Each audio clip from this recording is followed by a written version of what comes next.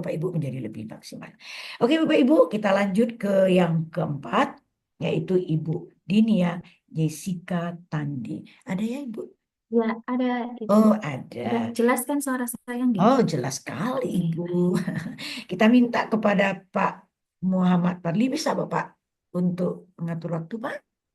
Siap, Bro. Oke, nanti setelah dimulai, setelah saya screen, kemudian langsung kita hitung waktunya. Silakan Ibu Dinia.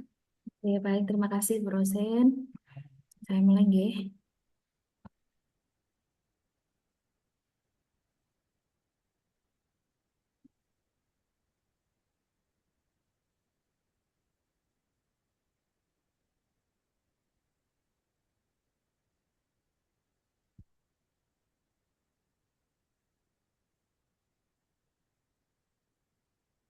Baik. Assalamualaikum warahmatullahi wabarakatuh. Waalaikumsalam warahmatullahi Selamat wabarakatuh. pagi Waalaikumsalam. semuanya, teman-teman yang sudah hadir di sini. Gimana kabarnya hari ini? Sehat semua? Alhamdulillah. Oke, mungkin Alhamdulillah sehat, sekalian nih. Bu. Alhamdulillah. Kalau gitu sudah semangat ya, sudah sarapan semua kan ya. Oke, Sudah. kalau saya lihat dari sini karena kita mahasiswanya ada 7 orang ya kalau tidak salah. Ada Bapak Fadli, sehat Pak? Alhamdulillah sehat-sehat, Bu. Alhamdulillah, semangat ya Pak hari ini ya. Siap, semangat. Oke, ada Ibu Sinta juga, sehat Ibu. Alhamdulillah, Bu. Agak-agak meriang ini, Bu. Oh ya Allah, Mohon Syafakilah ya maaf. Bu ya, Syafakilah. Amin, amin, Oke, amin. terus kemudian Dokter Sherry, bagaimana kabarnya hari ini Bu? Siap, Bu. Alhamdulillah sehat. Oke, Alhamdulillah ya. Ibu Salsa, gimana? Sehat Bu, Alhamdulillah. Oke, semangat nggih. Oke, Bapak Akbar bagaimana? Alhamdulillah sehat Bu, terima kasih. Alhamdulillah ya. Terus yang ketinggalan ini, oh ada Ibu Vera. Ibu Vera gimana? Sehat? Sehat tuh luar biasa pokoknya hari ini. Alhamdulillah ya. Oke. Jadi tadi sudah 7 ya, udah lengkap ya. Ada yang nggak, ada yang absen kah hari ini? Nggak ada ya. Oke. Kayaknya sih nggak ada, soalnya emang jumlahnya 7 orang ya kebetulan. Oke. Jadi hari ini saya mau membahas tentang materi pengorganisasian program kesehatan ya gitu. Mungkin kalau yang di sudah sering berorganisasi ketika di sekolah apa di kampus gitu ya atau di sekolah sebelum-sebelumnya kayak OSIS itu mungkin sudah familiar dengan kata organisasi. Tapi kali ini kita membahas pengorganisasian yang fokus di program kesehatan. Oke, jadi ini untuk skenario pembelajarannya ya. Jadi untuk pendahuluannya karena kita ada 2 SKS, jadi pendahuluannya 10 menit, nanti ke penjelasannya 20 menit, kemudian diskusi 20 menit, lalu penugasan 20 menit, kemudian kegiatan presentasi mahasiswa juga 20 menit, lalu penutupnya nanti 10 menit. Ini tadi sudah kita absen ya. Insya Allah semoga nanti apa yang saya sampaikan nanti bermanfaat. Nah, untuk capaian pembelajaran, karena kita bahas pengorganisasian, jadi diharapkan nanti mahasiswa itu mampu menjelaskan tentang konsep pengorganisasian. Jadi mulai konsep, fungsi, manfaat, sampai ke pengembangan organisasi. Lalu mahasiswa juga mampu menjelaskan langkah-langkah dan pengembangan pengorganisasian. Nah, nanti di terakhir sesi kita akan mencoba menganalisis peran manajer sebenarnya dalam organisasi. Nah, karena ini saya kemarin mencoba untuk video tapi ternyata tidak berhasil mendownload. Jadi kita eh, langsung buka di YouTube saja ya. Kita lihat dulu videonya. Nanti teman-teman bisa mencoba apa yang didapatkan dari video ini.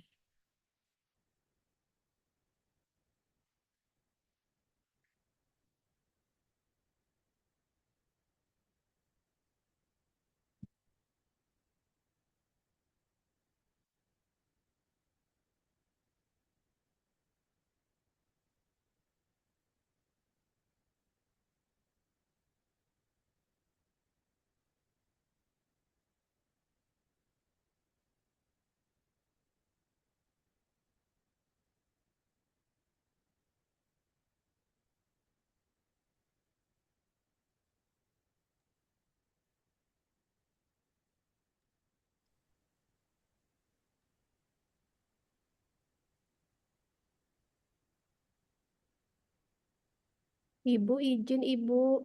Mhm. Ibu, Ya, videonya ya. belum tayang, Ibu. Oh, sorry, Masya Allah. Iya, baik-baik.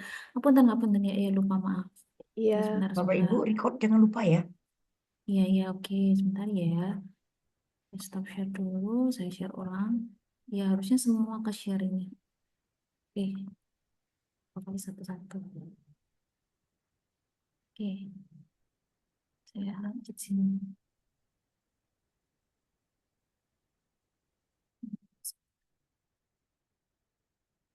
Sudah ya? Sudah keluar ya? Sudah keluar ya?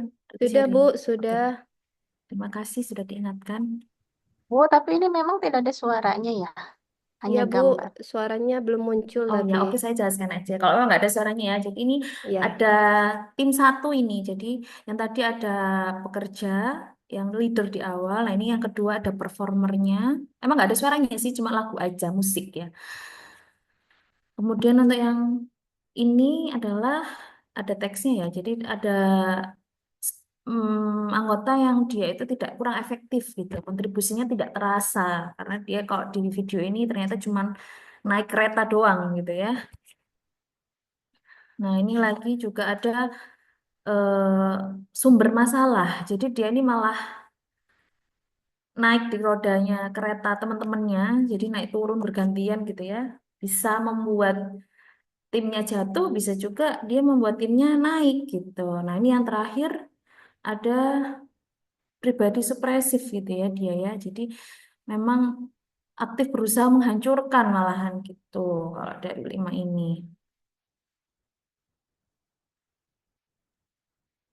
Jadi ini merupakan jadi ancaman buat organisasi.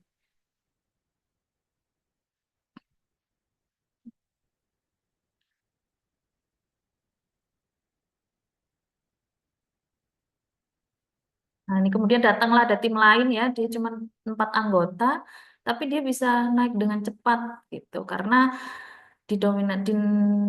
lideri oleh di awal pertama yang di awal baris satu, kemudian baris dua tiga juga ikut mendorong. Nah, ini baru dia perbaikan gitu ya. Jadi harus bisa membedakan orang yang produktif dan orang produktif. Oke.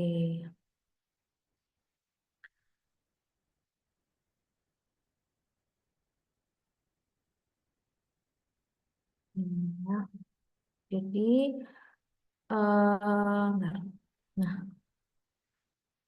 Nah, jadi kalau dilihat dari video tadi ya, sekilas video tadi ya, maaf kalau suaranya seperti ada tadi. Menurut teman-teman, apa yang didapatkan dari video itu? Simpel aja kalimatnya, nggak usah banyak-banyak gitu ya. Coba boleh dengan Ibu Vera, mungkin ada sudah menyimpulkan dari video itu apa sih yang paling penting dari organisasi gitu. Eh, Satu visi. Ya, oke, Yang satu visi. Oke, mantul ya. Satu kata tapi langsung to the point ya. Harus satu visi organisasi. Oke. Coba Ibu Salsa, boleh? Simple aja.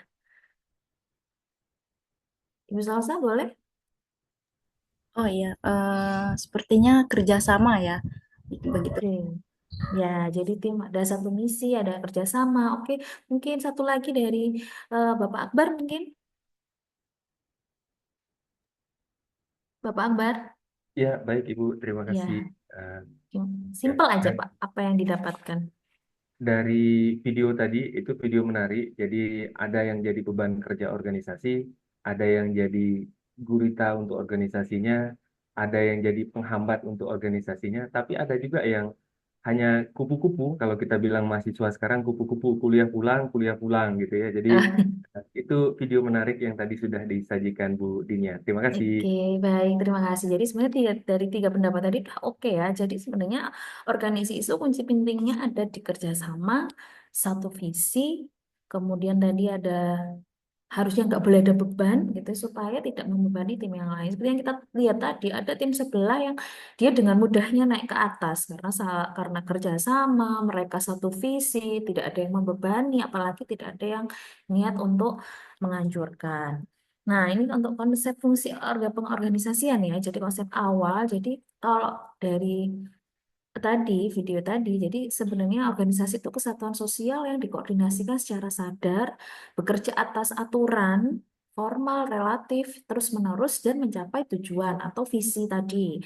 Bisa juga fungsi pengorganisasian itu penentuan kegiatan yang diperlukan untuk tujuan perusahaan. Jadi diharapkan organisasi itu nggak keluar dari visi supaya perusahaan itu bisa mencapai tujuan gitu kan. Kemudian keseluruhan proses pengelompokan orang, alat-alat, tugas, tanggung jawab gitu ya. Kemudian sehingga dapat diketahui bahwa di organisasi itu ada pembagian tugas, kemudian ada hubungan organisatoris antara orang di dalamnya, lalu pendelegasian wewenang, lalu dan pemanfaatan staf dan fasilitas fisik. Nah, kalau dilihat dari ini ya pertanyaan sederhana sebenarnya pertanyaannya. Eh, ya mungkin bisa dijawab bareng-bareng ya. Apa yang dimaksud dengan pengorganisasian dalam konteks manajerial? A. Pengelompokan sumber daya manusia. B. Pembagian tugas yang tidak teratur. C. Kegiatan tanpa tujuan. D. Pengawasan terus-menerus tanpa struktur. Yang mana ini? Jawabannya. Boleh bareng-bareng deh. A, Bu. Oh iya, oke. Yang lain gimana? Ada yang jawaban selain A? Ya ada ya, ada. Kalau ada nggak apa-apa, sounding aja. Oke, jadi jawabannya memang adalah A ya, karena nggak mungkin organisasi itu pembagian tugasnya tidak teratur, nanti malah tabrak-tabrakan. Kemudian apalagi kegiatan tanpa tujuan, karena tujuan apa organisasi itu dibuat adalah untuk bersama-sama mencapai tujuan. Apalagi pengawasan terus-menerus nggak ada strukturnya itu juga nggak mungkin. Loh, nah, ini ya, jadi sebenarnya prinsip pokok organisasi itu banyak pendapat gitu ya. Ada tentang prinsipnya pembagian kerja yang jelas, jangan sampai masing-masing anggota itu pekerjaannya nggak jelas. Kemudian pembagian wewenang sama. Lalu jangan lupa mereka harus disiplin. Ya gimana untuk mencapai tujuan kalau nggak disiplin. Lalu harus satu komando, jangan sampai ada dua komando, bisa nanti nyabang anggota organisasinya. Kemudian kesatuan tujuan ya, sama kayak apa? Karena satu visi. Kemudian prioritas. Lalu penghargaan, jangan lupa kalau kita sebagai leader itu harus memberikan apresiasi ke anggota organisasi. Lalu sentralisasi dan desentralisasi pengambilan keputusan. Jadi saat pengambilan keputusan kita bisa ke manajer, middle management sebagai desentralisasi, lalu bisa ke sentralisasi top manajemennya. Tadi wewenang, kemudian ada tata tertib juga ya. Lalu harus adil dan jujur sampai organisasi kita tidak adil terhadap anggota dan jujur juga. Lalu stabilitas dan regulasi yang mengatur. Apalagi kalau di sini kita ngomong rumah sakit kalau punya misal komite rumah sakit seperti apa. Lalu inisiatif, lalu keselarasan dan kesatuan, tadi keadilan dan kejujuran sama ya tadi ya, ulang. Oke. Nah, untuk manfaat pengorganisasian, itu ada beberapa pendapat juga, tapi yang bisa kita simpulkan, organisasi jelas sebagai penuntun pencapaian tujuan. Kemudian organisasi dapat mengubah hidup masyarakat. Lalu organisasi juga menawarkan karir gitu ya. Kemudian kalau lihat misalnya OSIS misalnya gitu ya.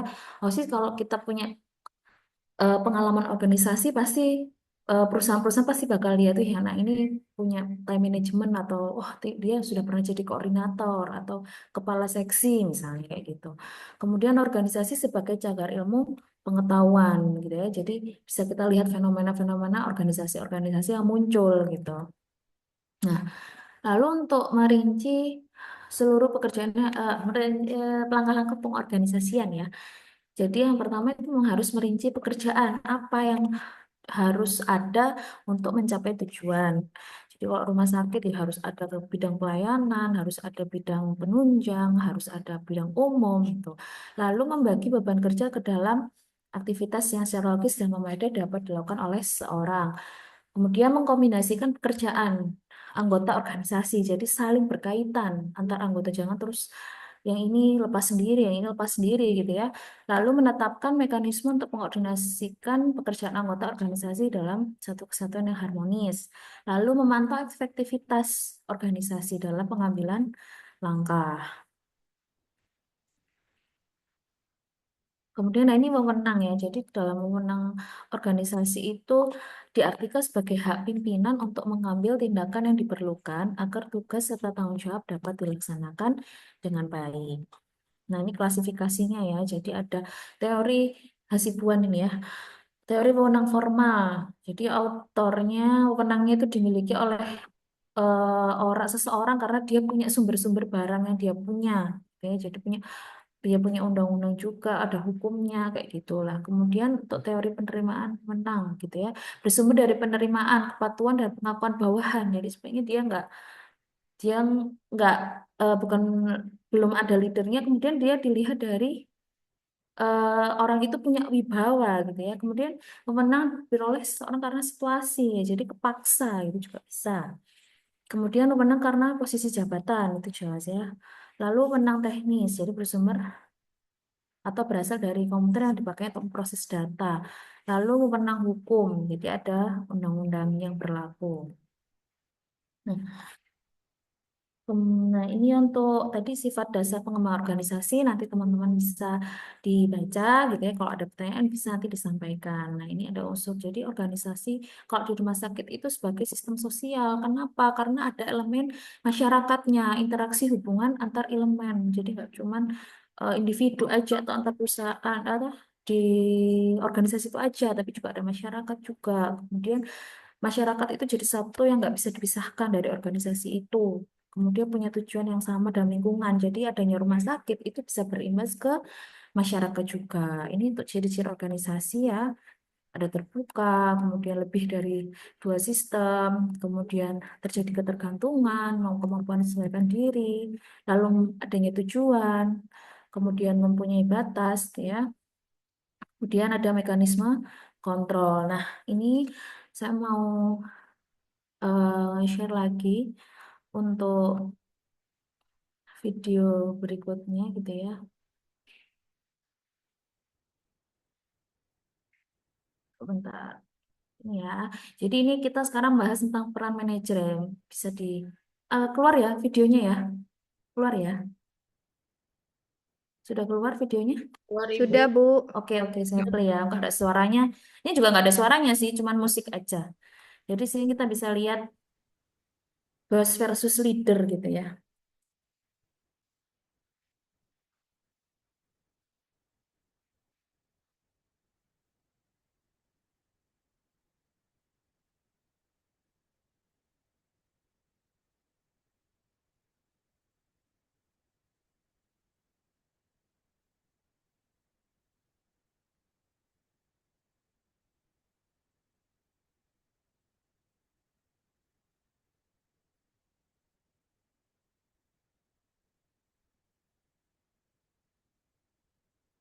Oh ya, nggak ada suaranya ya.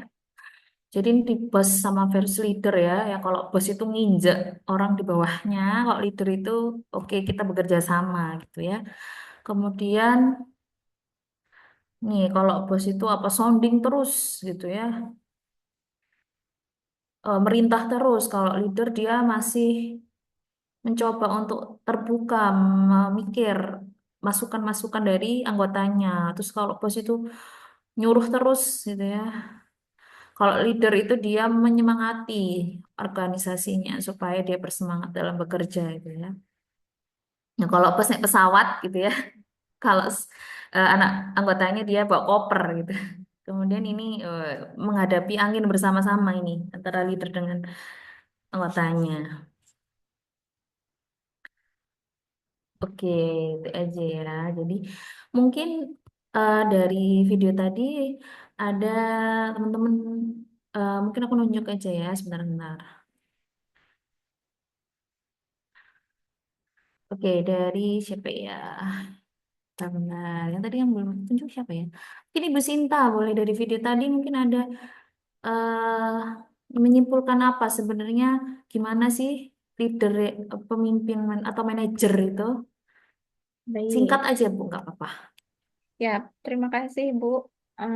Berdasarkan video tadi, memang seharusnya di setiap organisasi itu kita menerapkannya sistemnya leader ya. Karena bukan hanya sekedar menunjuk, tapi juga sebagai petunjuk. Tapi realisasinya tetap kembali ke bos lagi gitu. Nah, itu yang mungkin ingin saya tanyakan ke Ibu, maksudnya apa yang salah, di mana salahnya, seperti itu. Mungkin itu saja, Bu. Terima kasih. Oke, terima kasih ya. Jadi Mungkin sebenarnya penasaran gitu ya, seharusnya leader atau bos yang benar gitu. Sebenarnya ada beberapa peran-peran manajer yang seharusnya dimiliki. Jadi manajer itu sebenarnya harusnya berjiwanya leader. Sebenarnya bos sama leader itu berbeda. Bos itu lebih ke pemimpin, jadi dia memerintah. Lah kalau leader tadi kita lihat di video ya, kalau leader itu dia ngajak, narik, gandeng, kemudian apa namanya terbuka sama stafnya kayak gitu. Jadi sebagai leader di suatu organisasi itu kita harus lebih bisa mengendalikan kemampuan kita untuk memerintah gitu ya. Jadi misalnya staf itu misalnya lelah gitu ya, kita harus tanya kenapa kamu lelah, ada masalah apa yang kurang, kita kerjain, jangan diem aja. Nah, itu salah satu sifat dari leader gitu ya. Oke, karena keterbatasan waktu nih teman-teman, karena tentang leader itu pas sebenarnya banyak sekali yang bisa kita bahas. Jadi mungkin ini nanti penutupnya kita kasih tugas dulu ya. Jadi ada referensi tentang referensi tentang masalah organisasi, lalu buat analisisnya menggunakan format PDCA aja, plan do check action, lalu buat PPT nanti tugas dikumpulkan hanya satu pertemuan berikutnya, seperti itu. Mungkin dari tadi yang ngasih waktu, masih ada waktu kah saya? 20 Ayo, menit, Bu. coba berapa? Pas 20 Pas. menit. Oh, pas. Oke, baik. Kalau gitu, terima kasih perhatiannya teman-teman. Mudah-mudahan apa yang saya sampaikan ini bermanfaat untuk kita semua. Semoga teman-teman selalu sehat untuk pertemuan kita berikutnya. Jangan lupa tugasnya, ya. Nanti saya ingatkan. Baik, mohon maaf bila ada kesalahan kata. Saya akhiri. Assalamualaikum warahmatullahi wabarakatuh. Waalaikumsalam warahmatullahi wabarakatuh. Kita beri aplausan buat Ibu Dinia. Terima kasih, Bu Rosin. Oke, Ibu Di tangan Dinia. saya dingin, Bu Rosin. Oke, saya tanya pada yang bersangkutan. Bu, gimana ya Bu? Apakah Ibu mengajar tadi udah puas?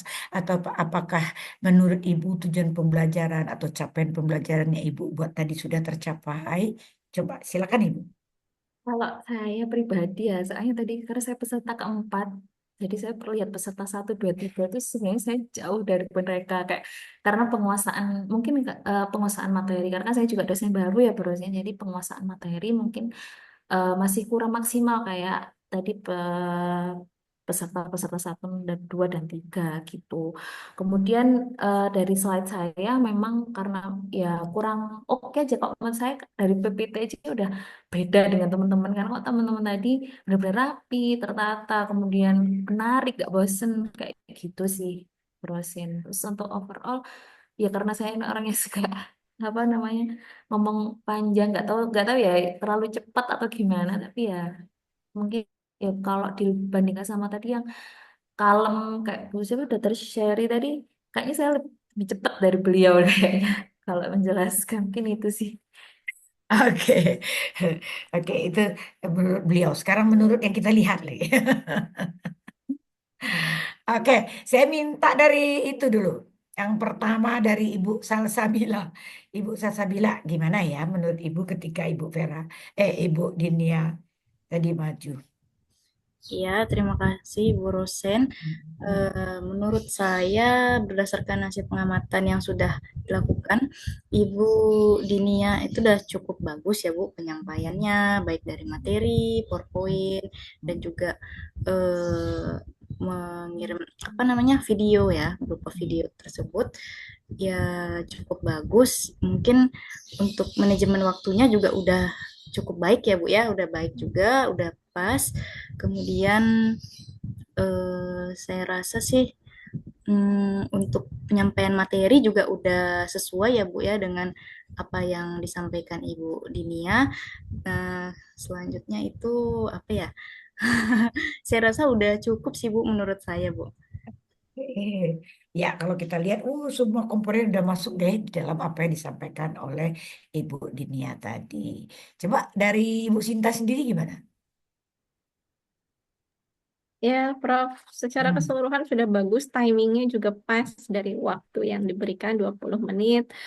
Terus mungkin entah ya, Prof, mungkin karena saya tipikal yang kalau misalnya ada video terus ada tulisan itu jadinya pecah pecah konsentrasi gitu.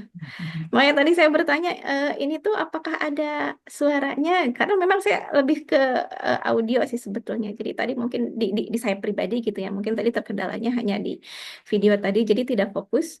Jadi saya tuh mau fokus ke gambar atau ke kalimat gitu. Mungkin itu saja, tapi secara keseluruhan sudah bagus, Bu. Oke. Ini masukan juga buat kita semua ya. Kalau video tuh sebagusnya ada suaranya, gitu ya. Ini untuk apa? Untuk orang bisa fokus gitu. Itu kan lebih menarik gitu. Tapi bagaimanapun kalau enggak ya Ibu Dini yang menciptakan suaranya gitu. Bisa kan? Jadi jangan dibiarkan hening kayak di kuburan gitu. Itu tidak menarik ya. Itu masukan di teman-teman. Nanti kita bahas secara mendalam. Nah, dari Pak Akbar, mana Pak Akbar? Pak Akbar, halo? Pak Akbar sudah pergi apa? Baik, ada Bu, mohon maaf. Oh, Eh, maaf. ya, mohon Pak maaf Akbar, Ibu, gimana menurut Pak Akbar ya baik tentang Bu. Ibu Terima Dinia kasih tadi? Ya, silakan. Ibu Dinia, baik Bu Rasana, terima kasih. Bu Dinia tadi sudah sangat bagus gitu ya. Apalagi kalau saya tipikalnya lama merantau di Jawa, senang dengar logat Jawa Timuran ya. Jadi menduk-menduk Jawa Timuran itu menarik untuk didengarkan. Jadi audiens itu lebih antusias kalau sebetulnya kita sisipkan bahasa-bahasa atau logat-logat yang khas dari kita. Jadi audiens bisa kenal, oh Bu Dinia ini yang sering punya logat seperti ini ya. Itu jadi salah satu item. Nah, di selang-selang materi tadi gitu ya, eh, sudah bagus secara timing waktu, mungkin secara tempo. Nah, kalau temponya tadi ada naik turunnya itu udah bagus menurut saya. Nah, cuman mungkin ini kendala kita bersama, mungkin karena kita lagi proses belajar semua gitu ya. Ada penyusupan atau kalau bahasa ininya bilang eh, dari slide satu ke slide berikutnya atau dari video mau menyampaikan ke materinya. Nah, itu kadang ada tempo yang hilang dari kita gitu ya. Mungkin itu yang hari ini kita mohon banyak masukan dari Bu Rosana gitu ya. Kadang ya tadi kayak Bu Sinta bilang, kadang ada audiens itu yang fokusnya ke pendengaran, ada yang fokusnya ke penulisan dan lain sebagainya. Mungkin secara keseluruhan itu masukan sedikit dari saya. Terima kasih. Dan Oke, Ibu, mohon maaf kalau saya tadi dipanggil rada kurang merespon karena saya dua headset, mohon maaf. oke, silakan. Pak Muhammad mau menambahkan, Pak Fadli ya. Izin Prof. Yep. Secara menyeluruh izin Bu Nia, saya kira Mhm. sudah sangat baik. Mhm. Terutama tadi saya melihat untuk video ya yang sangat relevan dengan materi yang disampaikan dan mampu dipahami dan direspon juga oleh peserta kelas. Saya kira itu Prof. Sangat, Oke, secara terima menyeluruh sudah kasih. sangat baik. Terima kasih. Makasih Pak Fadli. Oke, kita coba memberikan masukan buat Ibu Dinia. Jadi secara keseluruhan, Ibu Dinia ini orangnya apa ya? Dia fleksibel orangnya. Seperti dibilang dingin ada hangat, bilang hangat ada dingin. Jadi ada enaknya. Kalau ibu lihat semua yang tampil itu memang ada bakat jadi guru semua. Bakat menjadi seorang dosen. Ternyata, Bu, ada bakatnya nggak, Bu? Harus. Itu kan profesi ya. Mau tidak mau. Harus ada seninya di situ. Mau tidak mau. Nah, jadi kalau saya lihat secara keseluruhan, dari pribadi kita, cara berkomunikasi itu menunjukkan bahwa seseorang itu sesuai dengan profesi yang diambil. Nah, ini termasuk semua Bapak Ibu yang sudah maju. Ini dari satu pengamatan kita. Kedua, kalau masalah proses pembelajaran, mulai dari pendahuluan, inti, penutup, bagaimana kita memberikan variasi-variasi dalam proses pembelajaran, itu sudah kelihatan oleh Bu Dinia. Mungkin ini pengalaman lagi ya, tinggal pengalaman yang akan mengembangkan. Sudah berusaha untuk berinteraksi, oke. Sudah berusaha untuk mengemukakan bermacam variasi di dalam suatu proses pembelajaran. Nah, tadi ada disampaikan oleh Ibu Sinta bahwa mahasiswa kita itu punya gaya belajar yang berbeda. Dia ada visual, audio visual, kinestetik gitu ya. Makanya dosen kalau mengajar harus menggunakan multimedia. Jadi ada yang audionya, ada yang visualnya, ada audio visualnya, ada mungkin PPT interaktifnya. Nah, itu mewakili semua bakat dan minat yang ada di dalam suatu proses pembelajaran tadi. yang pernah saya singgung, yaitu pembelajaran berdiferensiasi. Nanti proses lah yang akan membawa ibu ke arah yang lebih apa ya, maksimal untuk mengembangkan itu. Nah, tadi kalau saya lihat dari segi interaksi pengelolaan kelasnya, oke lah, sudah mulai masuk untuk interaksi. Kemudian materi, penguasaan materi. Nah, tadi coba untuk kedepannya materi itu lebih banyak interaksinya. Jadi peranan kita terhadap silakan jadikan media sebagai media interaksi. Jadi silakan pakai video, silakan pakai PPT, silakan pakai animasi, tapi jadikan itu sarana untuk terjadinya interaksi. Udah oke, nanti bisa diperdalam lagi.